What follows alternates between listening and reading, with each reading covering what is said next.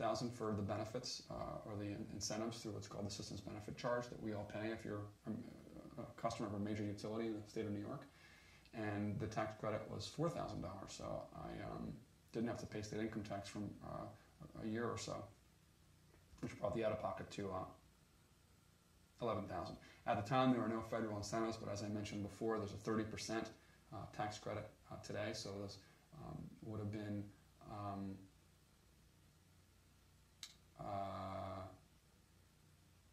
$4,000 in federal credit that I would have gotten. That would have brought it down to $9,000 out of pocket if I did it now, but oh well.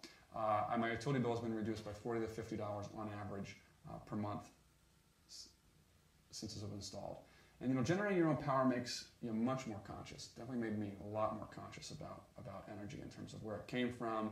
And well, gee, I have this big investment on my roof, so the less I use, the sooner it'll pay for itself. And the less I use, the more of the energy that I produce on the roof will take care of my needs, and the more credit I can get if I produce more than I'm using. And so the more I could bank in the system and use in the winter months.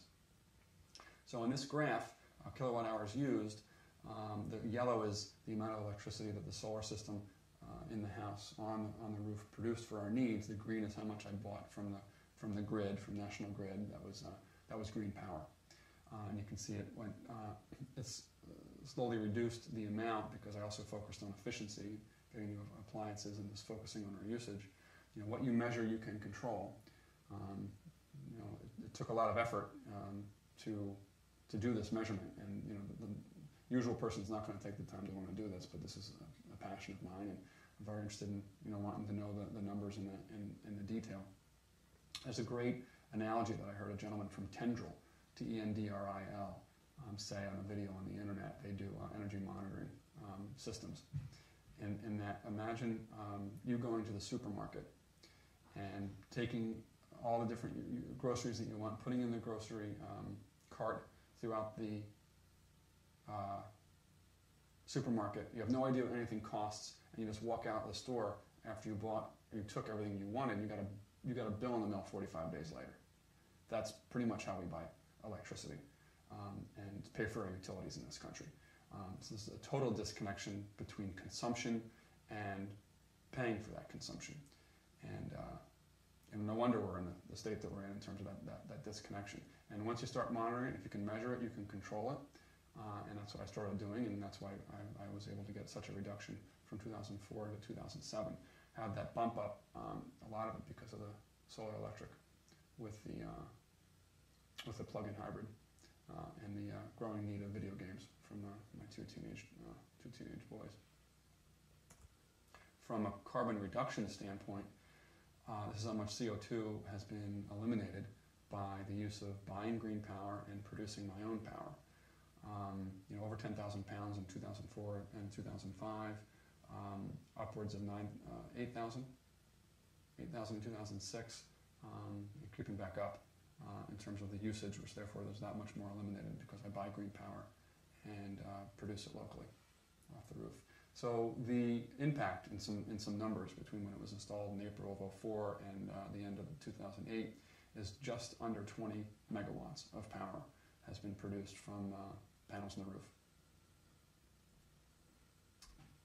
And that equates to avoiding 27,860 pounds of CO2 being emitted because fossil fuels were not needed to generate electricity that we used.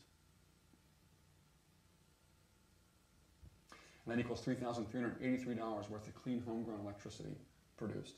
So that's money that stayed in my pocket and didn't have to pay National Grid from the solar system I had on the roof. So that's the payback. So of the 11 out of pocket, 3,300 has been paid back. So it's a paradigm. You're used to paying a bill. Like I said, you go to the grocery store, you put the groceries in, you don't pay for it, you walk out the door, you get a bill 45 days later.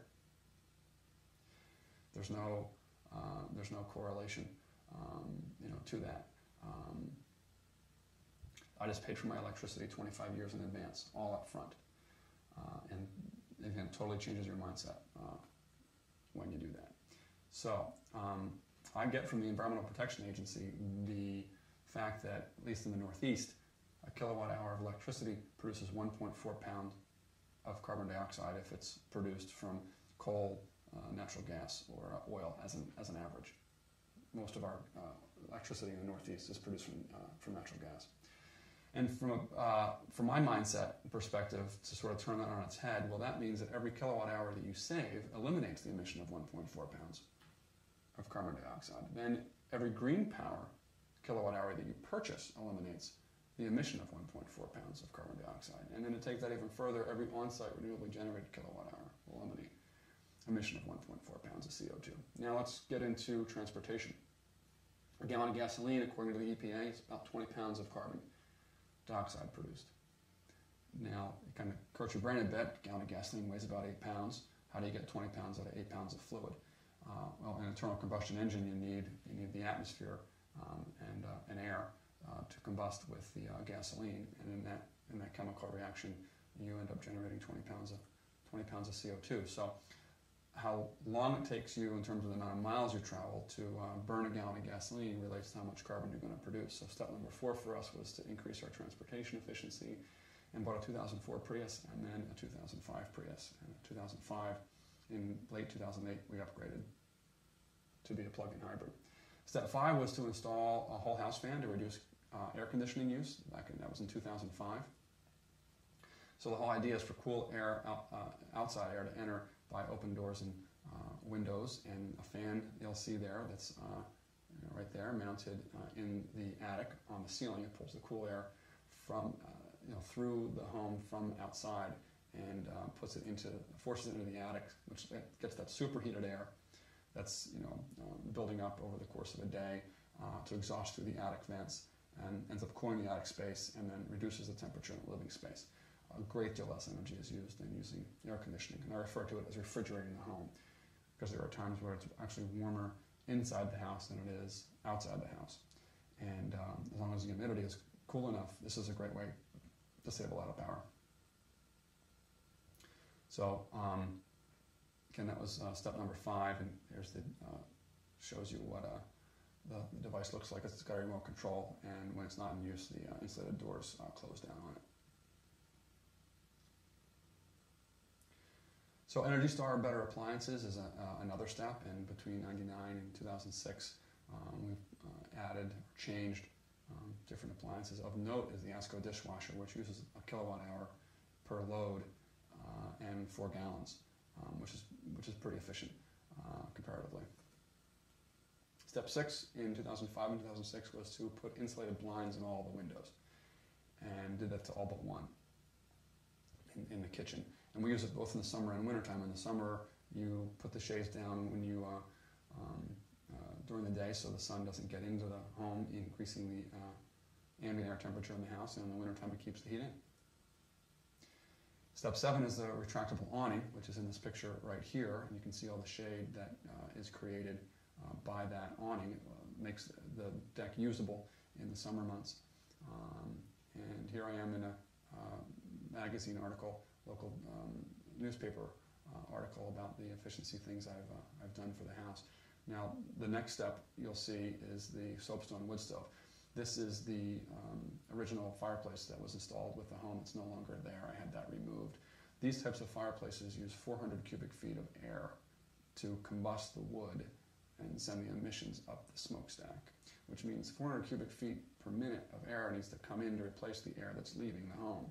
And it comes through cracks in windows, in the building structure, in the foundation.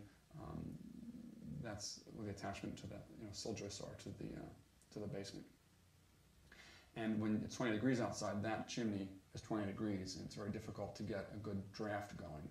And it's warmer, hot air rises, so the heat wants to go to where it will more easily rise, and that's going to be back into the living space as opposed to up the chimney.